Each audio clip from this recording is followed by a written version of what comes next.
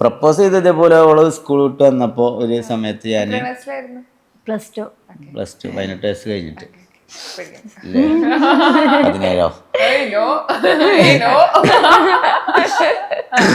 അല്ല പ്രപ്പോസ് ചെയ്തതാ പറഞ്ഞത്. ഇപ്പൊ 10ാം ക്ലാസ് വരെ പ്രപ്പോസ് ചെയ്യണില്ലേ, കല്യാണം കഴിച്ചതല്ലേ പറയണേ.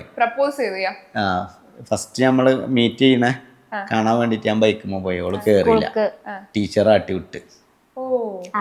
പിന്നെ ഏതടിയോന്ന് ചോദിച്ചു.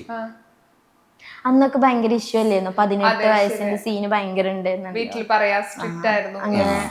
പിന്നെ ഒന്നാമത് ഞങ്ങളെ കല്യാണം കഴിഞ്ഞിട്ടില്ല, നിക്കാഹൊന്നും കഴിഞ്ഞിട്ടില്ല. ജസ്റ്റ് ഇങ്ങനെ ഉറപ്പിച്ചിടുവല്ലേ നമ്മള്. എനിക്ക് ഗൾഫിൽ നിന്ന് തന്നെ ഞാൻ ഒരു എത്തിമായ കുട്ടീനെ കെട്ടണം, പാവപ്പെട്ട കുടുംബത്തിലെ കുട്ടീനെ കെട്ടണം പറഞ്ഞാണ് അങ്ങനെ പെട്ടതാണിത്. അതായത്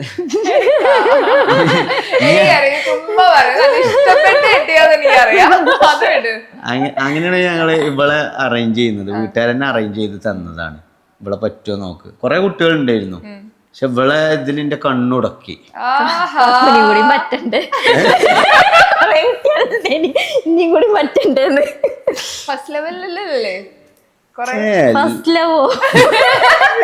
ബെസ്റ്റ് ലവ് വേണമെങ്കിൽ പറയാം.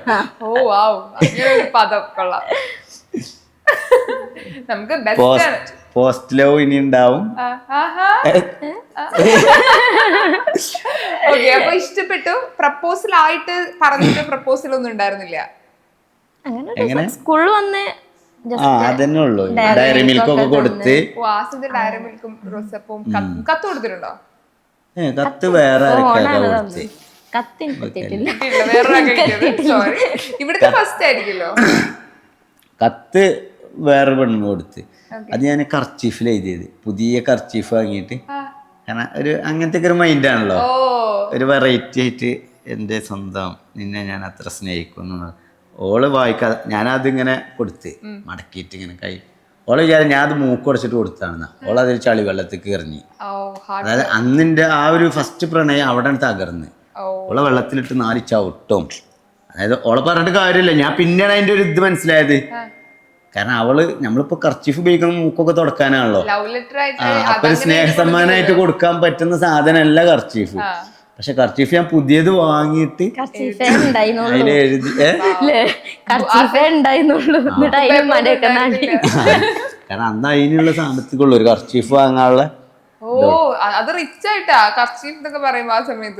അതേ ഉള്ളൂ. പിന്നെ ഡയറി പിന്നെ ഉള്ളതിന്റെ ട്രൗസറാണ്, അതിൽ എഴുതാൻ കൊടുക്കാൻ പറ്റൂലല്ലോ.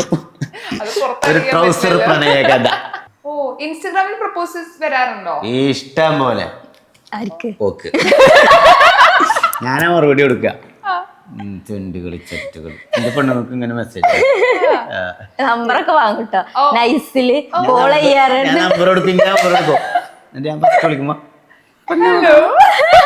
പറഞ്ഞോ പോലെ ആരത് എന്റെ തന്തട.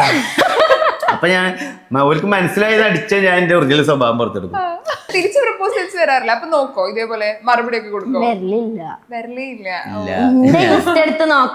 ഒരു പെണ്ണിന്റെ ശബ്ദം കേൾക്കാൻ ഇൻസ്റ്റാഗ്രാം അയച്ച വോയിസ് മെസ്സേജ് ഞാൻ പ്ലേ ചെയ്ത്. അതെന്തുകൊണ്ട് ചിന്തിച്ചു ഇത്രയും സൗന്ദര്യമുണ്ട്?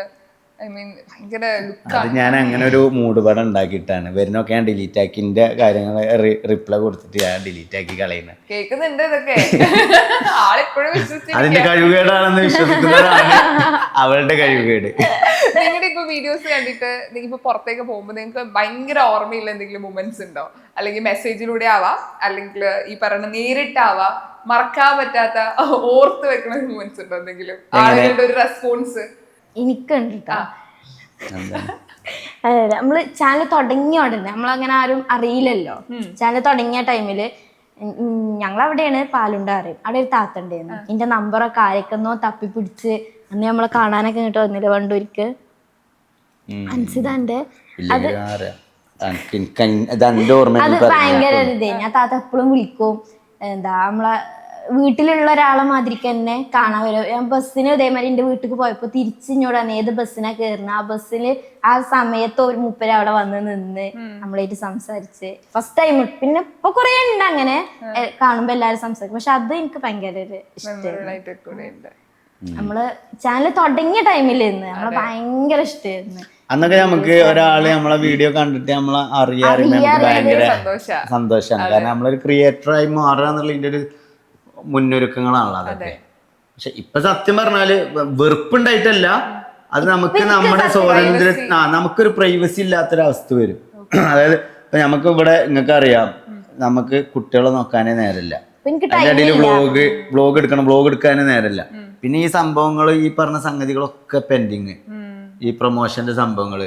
ഇപ്പൊ ഇന്ന് രാവിലെ 7 മണിക്ക് എണീറ്റ് രാവിലെ അവിടെ JCB വന്ന്, അപ്പൊ ആ സ്ഥലം നമ്മളെടുത്ത സ്ഥലമാണ്. അപ്പൊ അവിടെ ഒരു തോട്ടം ക്രിയേറ്റ് ചെയ്യാന് ഈ റംബുട്ടാനൊക്കെ വെച്ചിട്ട് ഒരു ഫ്രണ്ടിൽ തന്നെ അങ്ങനെ ഒരു സംഭവം പ്ലാൻ ചെയ്ത് നിൽക്കുകയാണ്. അപ്പൊ അതിന്റെ കുഴി കുത്തുന്ന രാവിലെ.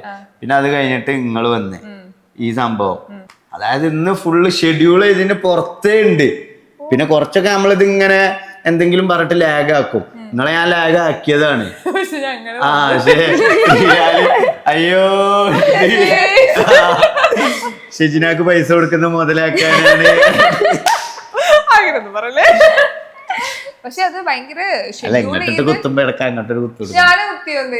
ഇല്ല അങ്ങനല്ല, ഇപ്പൊ എന്തെങ്കിലും ഒരു ഇത്രയധികം ഷെഡ്യൂൾ ചെയ്തൊരു ലൈഫ് പോവാന്ന് പറയണത് നമുക്കൊരു ഫ്രീ ടൈം ഇട്ട് കിടന്നുറങ്ങുക. അപ്പൊ ഈ സമയത്ത് അതാ പറഞ്ഞത്. അപ്പൊ ഈ സമയത്ത് ചില ആളുകൾ വീട്ടിൽ വരട്ടെ, കാണണം, ഇതാക്കണം എന്ന് പറയും, കോൾ ചെയ്യും. എന്റെ നമ്പർ ഇതേമാതിരി ഒന്ന് മിസ്സായിരുന്നു യൂട്യൂബില്. ഇഷ്ടം പോലെ കോൾ. ഞാൻ കാക്കൂന് കൊടുത്തു, നിങ്ങൾ ചെയ്താൽ മതി, കാരണം എനിക്ക് ടൈം. കുട്ടിയുടെ ഐഡന്റിറ്റി കാർഡ് നമ്മള് കഴുത്തിലിട്ടതാണ്. അപ്പൊ അതിൽ ഇവിടെ നമ്പർ ഉണ്ടായിരുന്നു. അപ്പൊ അത് നമ്മള് വ്ളോഗിൽ പെടുത്തിയപ്പോ നമ്പർ മിസ്സായി. പിന്നെ അന്ന് ഫുള്ള് കോൾ, കുഞ്ഞോളല്ലേ കുഞ്ഞോളല്ലേ. നമ്മളോട് ഇഷ്ടണ്ടായിട്ടാണ് വിളിക്കുന്നത്. പക്ഷെ നമുക്ക് ഒന്നാമത് എനിക്ക് നേരല്ല. അവരൊക്കെ വിചാരം ഒക്കെ ജാടയാണ്, അതാണ് ഇതാണ്. പിന്നോട് ചോദിച്ചാൽ ഞാൻ പറയാം ജാടയാണ് അറിയാം. കാരണം ഞമ്മക്ക് നമ്മളെ ആവശ്യം എന്താ ഓരോയിട്ട് കമ്പനി ആവുക, അന്യ സ്ത്രീകളല്ലേ.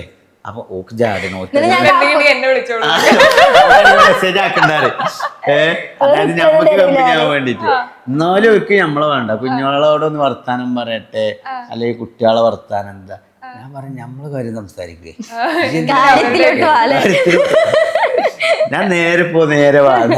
ഇങ്ങനെ വെറുതെ കൊറേ കാര്യങ്ങൾ ചോദിച്ചിട്ട് ഇങ്ങനെ നേരം കഴിക്കണേൽ എനിക്ക് താല്പര്യമില്ല. ഡയറക്റ്റ് സബ്ജക്റ്റിലേക്ക് പോകും. കാരണം നമുക്ക് കിട്ടുന്ന കുറഞ്ഞ സമയമായിരിക്കും. ഇവള് ചിലപ്പോ കുട്ടികളെ ആ ബസ് കയറ്റി വിടാൻ പോകുമ്പോ, അല്ലെങ്കിൽ ഈ കുറഞ്ഞ സമയത്തിൽ വേണ്ട കാര്യങ്ങൾ ഇതുവർക്ക് മനസ്സിലാവോ? ഇവര് ചോറ് തിന്നോ, ചായ ഞാനെല്ലാം അങ്ങോട്ട് കൊടുക്കും, നിങ്ങള് ഡീൽ ചെയ്താൽ മതി. ഞാൻ അങ്ങോട്ട് എഡിറ്റ് ചെയ്ത് കളയായിരുന്നു നമ്പർ. അങ്ങനെയല്ല, ആ നമ്പർ മിസ്റ്റേക്ക് വന്നതാണ്. അപ്പൊ കുറെ ആളുകൾ ഇങ്ങനെ വിളിച്ചു ചോദിക്കും, ഇങ്ങോട്ട് വരട്ടെ ഇങ്ങോട്ട് വരട്ടെ. കുട്ടികൾക്ക് ഒത്തിരി ഫാൻസില്ല, അവരെ കാണുമ്പോഴും ഭയങ്കര ഇഷ്ടമാണ്. വീട്ടിലൊരു പിള്ളേരെ പോലെ ശരിക്കും കാണണേ. അത് പേര് അറിയേണ്ട ആവശ്യമില്ല, എല്ലാവരും ഓടി വന്ന് സ്നേഹം പ്രകടിപ്പിക്കുക. അത് നിങ്ങൾ പാരന്റ് കാണുമ്പോഴും നിങ്ങൾക്ക് ഒരുപാട് സന്തോഷം തോന്നാറില്ലേ? ഓ തീർച്ചയായിട്ടും. അതായത് ഞാന് എന്റെ ഓരോ കുട്ടിയുടെ കാര്യത്തിൽ എനിക്ക് ഭയങ്കര അഭിമാനമാണ്. അതായത് ഇതിന്റെ കുട്ടി തന്നെയാണല്ലോ എന്നുള്ള ആ ഒരു നമുക്കുണ്ടല്ലോ. ഓരോ ഇപ്പൊ എന്റെ വലിയ കുട്ടിയൊക്കെ ഭയങ്കര മെച്യൂരിറ്റിയാണ്. ഇബ്രു അതായത് ഇപ്പൊ ഇവള് ഒരു ദിവസം ഇവിടെ അടിച്ചു വരുന്ന സമയത്ത് എന്താ, ഇവള് ചെറിയ കുട്ടീനെ ഒക്കത്ത് വെച്ചാണ്ടാണ് അവള് അടിച്ചു വരുന്നത്. അപ്പൊ ഇവനെ കണ്ടിക്കണേ. എന്നിട്ട് ഇവനോട് വന്നിട്ട് നിങ്ങൾക്ക് ഉമ്മച്ചിന്റെ അടുത്ത് നിന്ന് കുട്ടീനെ വാങ്ങിക്കൂടെ ഇറങ്ങണോ, കുട്ടീനെ എടുത്ത് ഉമ്മച്ചിക്ക് അതിനെ അടിച്ചു വരലും. അതായത് സത്യം പറഞ്ഞാല് ഞാന് ഇവർക്കൊരു റോൾ മോഡലാണ്. അതായത് ഒരാണ് എങ്ങനെ ആവരുത് എന്നുള്ളതിനുള്ള ഒരു റോൾ മോഡലാണ് ഞാൻ. അതായത് ഒരു ഭർത്താവ് അല്ലെങ്കിൽ ഒരു ബാപ്പ എങ്ങനെ ആവരുത് എന്നുള്ളത് ഞാൻ അവർക്ക് പഠിപ്പിച്ചു കൊടുക്കുകയാണ്. ഞാൻ അവരെ മുന്നിൽ നിന്ന് ചിലപ്പോൾ കുറച്ച് വിട്ടുന്ന് പോയിട്ട് സിഗരറ്റ് വലിക്കും. അതായത് സിഗരറ്റ് വലിക്കാൻ പാടില്ല എന്നുള്ളതാണ് ഞാൻ പഠിപ്പിക്കുന്നത്. സ്വയം വലിച്ചു ഇവരെന്നെ എതിർക്കും, ഇവരെന്റെ സിഗരറ്റ് വലിച്ചെറിയും, എന്നെ അടിക്കും, കുത്തും, ഇവര് സിഗരറ്റ് പൊട്ടിച്ചിടും. അതായത് ചെറുപ്പം മുതൽ തന്നെ ഇതൊരു തെറ്റായ ദിശയാണെന്നുള്ള മാർഗമാണെന്നുള്ളത് ഞാൻ അവരെ പഠിപ്പിച്ചു കഴിഞ്ഞു. ഇനി എനിക്ക് വേണമെങ്കിൽ സിഗരറ്റ് വലി നിർത്താം, പക്ഷെ കഴിയുന്നില്ല. പിള്ളേര് പഠിക്കണ്ടേ, ഞാൻ പഠിക്കുന്നില്ല. തിയേറ്ററിലൊക്കെ ഉണ്ടാവില്ല ഒരു നമ്പർ, അതിൽ വിളിച്ചു. അതിലൊരു പെണ്ണയിന്, അതിന് കുറച്ചേരം വർത്താനം പറഞ്ഞപ്പോ ഇവള് ചൂടായി. കാരണം നമ്മൾ പരിചയപ്പെട്ടൊന്ന് മിങ്കിളാവണ്ടേ.